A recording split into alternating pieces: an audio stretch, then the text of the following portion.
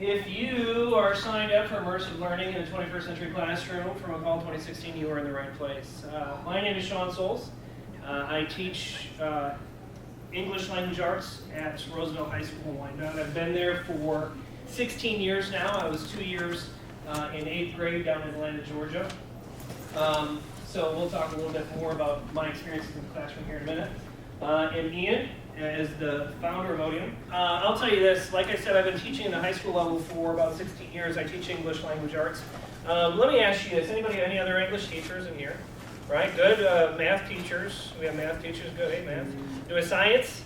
Science. And then our social studies, oh, good, good. Hopefully we'll hit all of your needs here. Any special ed? Any of our special ed? Wonderful, good. I would love your feedback. So I know that in the English language arts classroom, there are a lot of things that we have to deal with. Number one, I teach 11th grade, so I know next month, 5 weeks away, 4 weeks away, we have the SAT. So there are certain Common Core curricular standards that we have to adhere to, whether we like it or not. So I can do my song and dance every single day, but the idea is they need to be ready for this state test, or this national test. So there are a variety of things that I have come into conflict with in the English language arts classroom. Number one, how do I get somebody to read To Kill a Mockingbird all the way through without going to SparkNotes? How do I get somebody to read the Iliad or the Odyssey, I think is 9th grade, or Romeo and Juliet, or for me, Macbeth? How do I get them to actually sit down and read it and not look at the summary? It gets back to why teach it in the first place if all you're going to do is look at the summary. So I know that there's a need to take literature or to take social studies or to take our other subjects and go a step further. We owe it to our kids to do that. And at the same time, I want to be creative, I want to be unique, and I don't want to bore people to tears. Right? I want the 5 hours I spend with my kids to be worthwhile. So there is a need there to go a step beyond. And if I jumped on the computer bandwagon since I started teaching. So there are a variety of things that I did. Jeopardy through PowerPoint, Common Craft Video. Anybody else do Common Craft Video? Right? So they take 200 and some odd pictures and you get a moving picture, which is fine.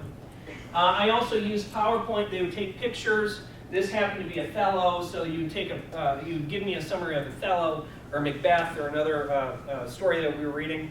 Take pictures of it, and then you'd have dialogue underneath. So I've tried those things. In addition, I wanted to keep my kids engaged, I wanted to have them make something. Right? So to try to incorporate all different kinds of learners, you do the audio, you do the visual, you want the kinesthetic, so I had people making scenes when we were at The Hobbit. I had kids act things out. Throughout my career, I've done everything that I could to help kind of push the envelope and make education worthwhile for them when they showed up. I got tired of the handouts and the dittos and the blurry eyes, right? And we know there are things out there, all right?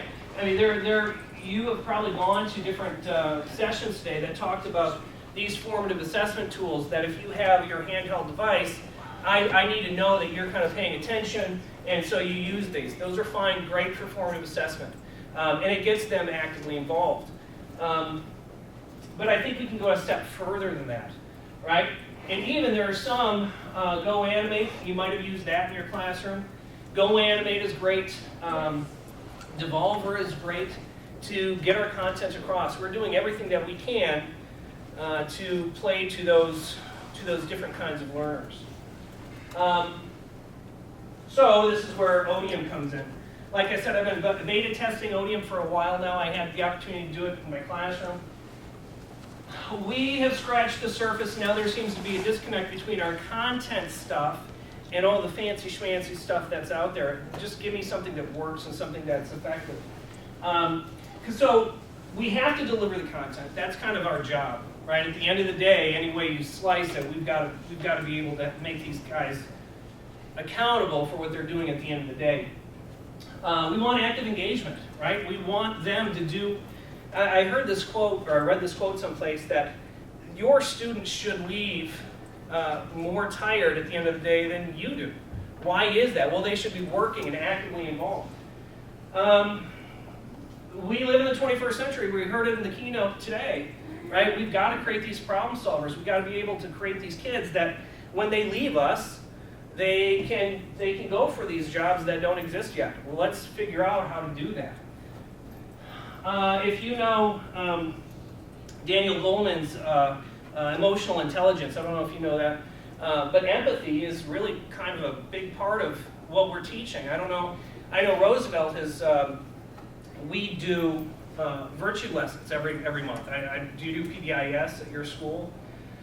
So we instill, we have a virtue lesson every week about how to live your life, how to be a good person, right? We want to instill empathy. We want to assess effectively. We have to. And we want differentiated instruction. So how do we do that? I'll tell you, this platform, I think, does that. Odeum is a first-person immersive platform that gives teachers the opportunity to upload pre-made games from the library or develop their own custom-made games to fit a variety of curricular needs. So my beta testing actually started really in, I think, October, November of last year. I had the Gamers Club, I had an English 12, my honors English 11, and English 9 foreign language, kind of go through this beta testing. We all understood there were still kinks to be worked out, but they got to actually see what we were all about. So active engagement, what do we do? This is our game here. This is this is my Warsaw 1940 game. What you are is you are a Pole living in 1940 Warsaw. It is up to you to go into the ghetto and talk to people, talk to these guards, talk to the SS, but depending on how you act and react, it can have dire consequences for you. I actually, when I kind of developed this, I looked at, I tried to be as authentic as I could. So I went back in and I kind of looked at what was going on, how did these Poles act and interact with these Jews who were being rounded up and going into the ghetto. So we want active engagement. Computer in the classroom is great, but it sometimes can be simply used for glorified direct teaching, right? If sitting in front of the computer, it doesn't do anything. It's direct teaching. We can get them engaged. We want the active learner. We want lessons that will stretch a student's thinking and prepare them with the content skills and empathy skills to survive in the 21st century. And so school, we sometimes have competition with these kinds of games, right? Interesting, I had a conversation, we had a superintendent's dinner, top 10%. I was talking to the student, and she said, I was talking about my kids playing Xbox. She said, oh yeah, I love Halo. So, what? So this is I don't know, 17, 18-year-old girl going off to school, one of our top 10%, and she's an active gamer, and I had no clue. So there are students out there, some of your best students are gaming anyway, right? The visual simulation, the quest, the action, the dialogue are no match for the textbook or the handout. So we can do that. We have the ability to bring literary characters and historical figures to life.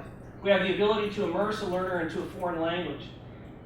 And we have the ability to bring special needs students out to the virtual street to interact in the world, spending money, asking for directions, and having conversations. For the special needs teacher, I think this is pretty cool. You put them in a situation, and I overheard one of our special ed teachers talking to her class about what happens if you get lost in the street. Who do you go to? Who do you talk to?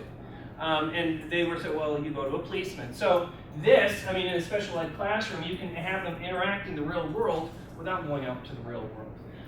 You can set up a system of having money. I know one of the games that you're going to look at today, the foreign language games, you have to go out into the street and you have to buy and you have to sell and you exchange money and you can deplete your money, but you have to live in that scenario. So we have gone from creating a setting to creating a setting. This is Odeum's. We have gone from adding characters to adding characters in a variety of scenes.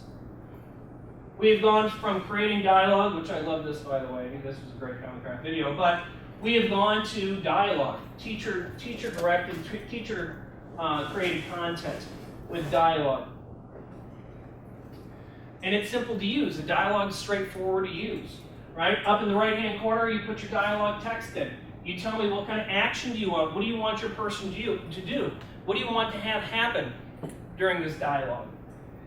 And is there a condition? This is your adaptive release. I've worked with Blackboard and I've worked with Moodle. One of the things I've done with Moodle is I've tried to create adaptive release for differentiated instructions, right? So with a book, you can have a formative assessment at the end, and then you can go higher or lower depending on how you do on that formative assessment. You can really do the same kind of thing if you're used to Blackboard or Moodle or adaptive release type things. You can set conditions, so if you get the wrong answer, you go on a different path, right? So it's great for your higher order thinking kids or your higher level students, or if you know that they need remediation, they go down a different path, and you can set that up through the dialogue, and you're going to see that here in a minute. So the dialogue is teacher-driven and customizable. You put it in, you put what you want. I'll tell you this, when I made up the Macbeth game that you're going to see here in a minute. They have a, I don't know if you know this, I thought it was kind of funny, but they have a Shakespeare translator, right? So I bring in my Macbeth stuff, right? And everything's found online, so I drag and drop some action. I wanted them to immerse themselves in text, not in like foreign language. I wanted to immerse themselves in Shakespearean language, but I wanted also to have my own kind of, I wanted to have kind of authentic dialogue, so I went to Shakespeare translator. Content, formative assessment, you know kind of where your students are going. Close critical reading, and I'll tell you this, I'm teaching research, teaching English, and Honors English 11, I know that they don't like to read directions, right? Believe it or not, right? But what happens is this requires you, and they're already doing it. If they're playing any kind of role-playing game on their own, they're already doing it. They know what the quests are. You've got to read critically. You have to read critically what this person is saying in order to answer effectively. Problem solving all the way through, right? What's a problem? How do you find a solution for it? Who do you go ask for help, right?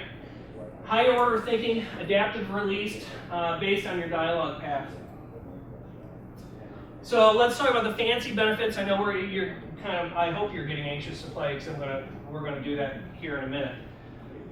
Collaborative learning, that's kind of where we're at. We know, we heard from our keynote this morning, it's all about collaborative learning. So imagine what you can do. I have 8 tables in my room with computers all around.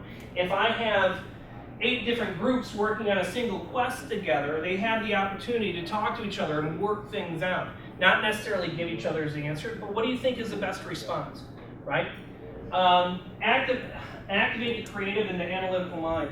You can give them access to start creating these things on their own. It doesn't need to be all teacher-driven. If you have a student teacher, why can't they go in and do the dialogue? I think that'd be great for not a student teacher, but a student. Thank you. Yeah, student. Thank you. Gaming is contextualized, right? So, and I think that's part of the problem of so much of our direct teaching. If I'm going to stand up here and talk to you for 45 minutes, I want some authentic, contextualized way to learn. That's how we learn, right? In the environment, in the moment. And then incidental learning, of course. Oopsie-daisy, you got to the end of playing this 15, 20-minute game and you learned something about the Holocaust, or you learned something about the Patriots, or you learned who the mechanics were in the Revolutionary War, right? So, whoops-daisy, I'm sorry, you just learned, okay? And I like this quote, so I threw it in here. Reality is broken. If you like online, or if you like gaming, this is my top pick for you. All the neurological and physiological systems that underlie happiness, our attention systems, our reward center, our motivation systems, our emotional and memory centers, are fully activated by gameplay. It's a good one. So let's play. I hope that you're in a position now, at least, to get into some of this stuff.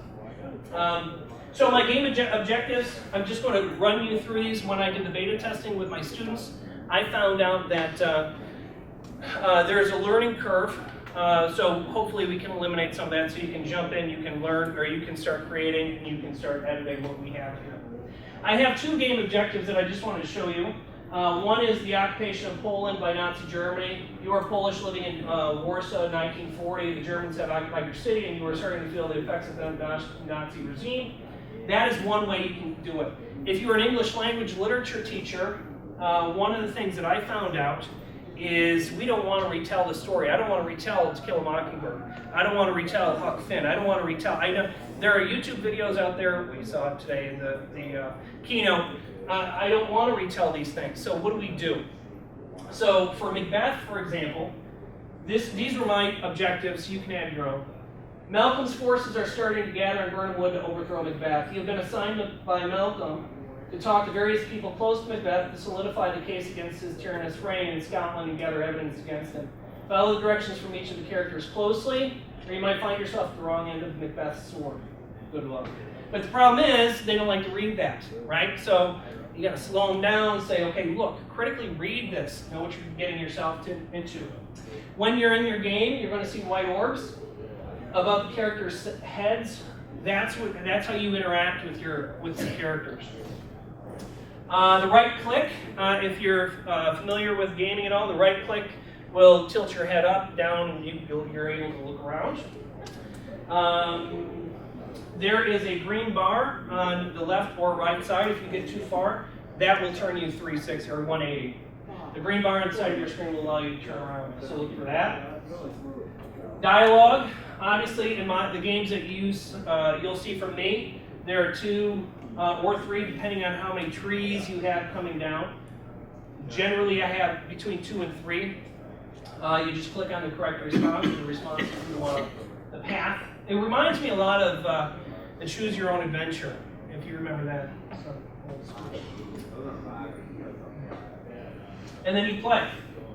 Then you can go in and edit. You can see these. You can add them to your class. If you've created a class, you start adding them. Change your scene. You can develop quests, create an item, add, delete variables. Variables are something like, and this is where the empathy part comes in. This is where the PBIS stuff comes in. That I think sometimes gets overlooked.